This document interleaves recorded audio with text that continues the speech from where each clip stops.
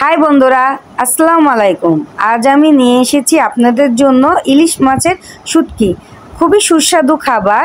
প্রথমেই বলে নিচ্ছি, এটা হচ্ছে নরম ইলিশ, যেটা আমরা খুব ঝুরা করে খাই, ভালো ইলিশ না, সেই ইলিশ মাছের শুটকি। তো দেখতেই পাচ্ছেন মাছটাকে প্রথমে আমি এভাবে কেটে পেটিটা বের করে নিয়েছি। তো আপনাদের সুবিধার্থে আমি আরও একটা মাছ কেটে আপনাদেরকে দেখিয়ে দিচ্ছি। প্রথমে তো একটা মাছের পিছের অংশ, মাথার সাইডের অংশ এরকম লম্বা করে কেটে নিতে হবে। আসলে এটা নরম ইলিশ তো, তাই কাটতে একটু মুশকিল হয়ে যাচ্ছে। তারপর ইলিশ মাছের যে একটা পেটি থাকে, সেই পেটিটা বের করে নিতে হবে। আমি কিন্তু মাছগুলো একদমই ধুবো না। মাছগুলো কিন্তু আমি যখন কাটবো তার আগে সুন্দর করে বালিগুলো ছড়িয়ে নিব ধুয়ে পরিষ্কার পানি দিয়ে। এখন আমি ইলিশগুলো এভাবে কাটবো। আমার থেকে টোটাল 4টা ইলিশ ছিল, তো আমি প্রতিটা কেটেছি। দেখেন, এবার আমি যেই অংশে মাছটা কেটে নিয়েছি সেই অংশে আমি লবণ দিয়ে দিয়েছি। এটা হচ্ছে মোটা লবণ, যে লবণটা সবার বাসায় কম বেশি থাকে মাছ ধোয়ার জন্য। যখন আমরা মাছ কুটি তখন লবণ হলুদ দিয়ে অবশ্যই আমরা মাছটা ধুই গন্ধ না আসার জন্য, সেই লবণটাই আমি ইউজ করেছি। তো আমাকে এখানে প্রচুর পরিমাণে লবণ দিতে হবে এবং কিছু লবণ মাছের কানসাতেই দিতে হবে, মানে মাথার অংশেই দিতে হবে, যাতে লবণটা মাছের পুরা গায়ে লেগে যায়। ইলিশ মাছের শুটকি কিন্তু অনেকেই খায় না, বাট আমার খুব খুব খুব ফেভারিট এবং আমার পরিবারও খুব পছন্দ শুটকি। যে কোনো শুটকি আমাদের ভালো লাগে। তো দেখতেই পাচ্ছেন আমি এইভাবে করে লবণ দিয়ে এটাকে রেখে দিব। আমি ঠিক 4টা মাছে এভাবে করে লবণ দিয়ে দিচ্ছি। মাছের যে উপরে আঁশ থাকে, আঁশটা কিন্তু একদমই ফেলবো না। আঁশ ফেললে কিন্তু মাছটা আপনার শুটকিতে পরিণত হবে না, বা নাও হতে পারে। আমি ট্রাই করিনি, আমি মাছের আঁশ সহই রেখে দিয়েছি। আমি আপনাদের সুবিধার্থে আরও একটা মাছ লবণ দিয়ে দেখিয়ে দিচ্ছি কিভাবে এটাকে লবণ দিতে হবে। প্রতিটা মাছের ভিতরে কিন্তু প্রচুর পরিমাণে লবণ দিতে হবে, ভরে ভরে লবণ দিতে হবে, এবং মাছের যে কাইঞ্চা থাকে সেখানেও লবণ দিতে হবে। কার কার শুটকি মাছ ভালো লাগে অবশ্যই কমেন্ট করে জানাবেন। তো প্রতিটা মাছে আমি লবণ দিয়ে দিয়েছি এবং এটা দেখতেই পাচ্ছেন মাছের মাথাতে আমি কিভাবে লবণ দিচ্ছি।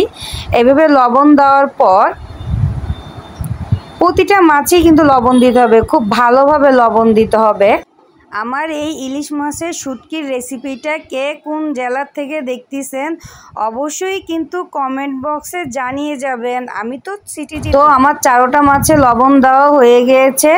এখন আমি এখানে যে কাজটি করব সেটা হচ্ছে খুব পাতলা একটা কাপড় নিতে হবে। কাপড়টা অবশ্যই সুতি হতে হবে। দেখেন আমার কাছে খুব পাতলা একটা কাপড় নিয়েছি আমি, যেখান থেকে আপনি যে মাছে লবণ দিয়েছেন লবণের পানিটা ঝরে পড়ে যাবে, ঠিক আছে? তো আমি 4টা মাছ একসঙ্গে প্রসেস করে এটা বেঁধে নিচ্ছি। এইভাবে করে বাঁধতে হবে যেন ভিতরে কোনো কিছু প্রবেশও করতে না পারে, বাট পানিটা যেন ঝরে ঝরে পড়ে যায়। সেজন্য আমাকে এই মাছটাকে এক রাত ঝুড়ির ভিতরে রেখে দিতে হবে, যাতে যেই লবণটা আমি দিয়েছি লবণের পানিটা পড়ে যায়। আমি এভাবে একটা ঝুড়িতে রেখে দিয়েছি 1 রাতের জন্য। আপনারা যদি সকালে করেন রাত পর্যন্ত রেখে দিতে পারেন। তারপর আমি একটা মালসাতে করে এই মাছটি রেখে দিয়েছিলাম একটা গরম সাইডে, যেহেতু আমি চুলার পার, আমার চুলার উপরে সানসেট ছিল, সানসেটের উপরে রেখে দিয়েছিলাম 14 দিনের জন্য। 14 দিন পর নামিয়েছি আজকে মাছটা। আপনাদের সাথে আপনারা নিজেরাই দেখুন মাছটা কেমন হয়েছে। 14 দিন পর আমি চেক করার জন্য নামিয়েছিলাম, দেখে এটা আমি আবারও রেখে দিয়েছিলাম। আমি প্রায় 1 মাসের মতন এই মাছটা উপরে রেখে দিয়েছি। তো দেখুন আপনারা নিজে দেখতেই পাচ্ছেন মাছগুলো কিন্তু অনেকটা শক্ত হয়ে গিয়েছে। আমি যখন মাছগুলো শুটকিতে পরিণত করতেছিলাম তখন কিন্তু মাছগুলো ধরা যাচ্ছিল না, এখন কিন্তু মাছগুলো একদম শক্ত হয়ে গিয়েছে। আমি আপনাদেরকে ভিতরটা দেখিয়ে দিচ্ছি। দেখছেন এখানে কিন্তু কোনো পচা মাছের ঘ্রাণ আসতেছে না, এত সুন্দর একটা সেন্ট বের হয়েছে। এটা একদম শুটকিতে পরিণত হয়েছে। এখানে কিন্তু আমি কোনো হলুদ ব্যবহার করিনি, আমি শুধুই লবণ ব্যবহার করে রেখেছি। অনেকে দেখলে মনে হবে যে এই মাছটা খাওয়া যাবে না, মাছটা এখনও কাঁচা। আশা করছি মাছটা অনেক ভালো হবে। আমি কিন্তু ফাঁকে ফাঁকে মাছটা প্রায় 1 মাসের মতন রেখে দিয়েছি। ঠিক সানসেটের উপর 1 মাস পর দেখেন আমার মাছটা এরকম হয়েছে। আমি পিস পিস করেছি।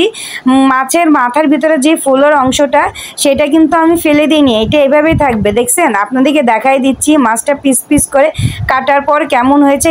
এখানে কিন্তু কোনো হলুদ দেইনি, আমি চলে এসেছে।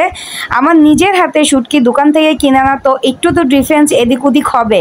যাই হোক, আমি মাছটাকে এখন একটা এয়ারটাইট বক্সে করে ফ্রিজে সংরক্ষণ করব। আপনারা চাইলে বাইরেও সংরক্ষণ করতে পারেন। আমি যেহেতু এটা মাসকে পর মাস খাবো, সেহেতু এটা আমি একটা এয়ারটাইট বক্সে করে ফ্রিজে সংরক্ষণ করব। আশা করছি এটা বছরের পর বছর খেতে পারবেন, এটা থেকে কোনো গন্ধ আসবে না।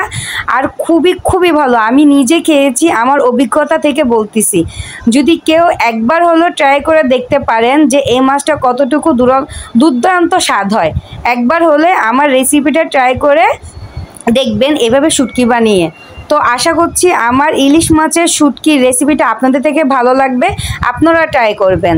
সবাই ভালো থাকবেন, আল্লাহ হাফেজ।